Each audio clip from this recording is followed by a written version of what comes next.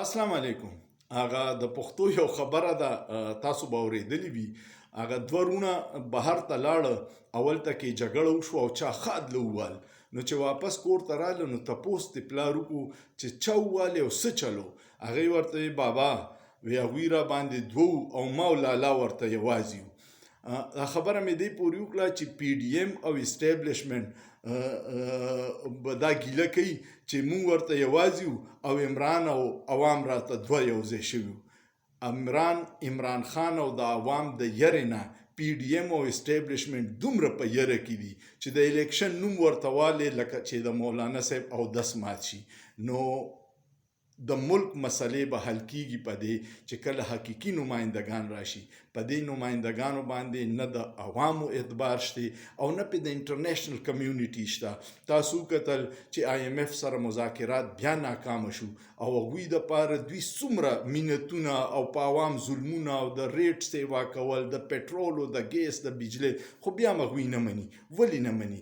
څو پورې چې سیاست کې سټیبلیټي نه ده راغلی، استحکام په ملک کې نشته. هغوی په دې یریږي چې را روان حکومت د عمران خان دی او دې نااهلو له موږ پیسې ورکو، بیا عمران خان نه مني، نو بیا به څه کېږي؟ هغوی هم په دې تمه دي چې کله الیکشن نه شوي په ملک کې سیاسي استحکام نه راځي. د خدای دپاره دا ملک نور مه تباه کوئ. الیکشنو کې چې کم په آئین کې درج دی چې 90 دن کې په آئین کې کله اسمبلی ماته شي الیکشن ضروری دی. اوس تاسو چې آئین ماتوي نو پای کې به څوک شامل دي؟ مولانا فضل الرحمن د کم پلار مفتی محمود صاحب چې د 73 په آئین دستخط کړی، بلاول بھٹو زرداری د چا چې دعوه ده چې آئین زمان نیکه جوړ کړي بھٹو سے. مسلم لیگ نن خو خیر د آئین قانون اړو څه پروا نه کوي، هغوی خو خپل بدماشۍ کې روان دي. دا کم چې جمهوري قوتونه دي هغوی له پکار دي چې په دې وخت کې د سپریم کورټ سره ودرېږي او په دې ملک کې الیکشن وشي.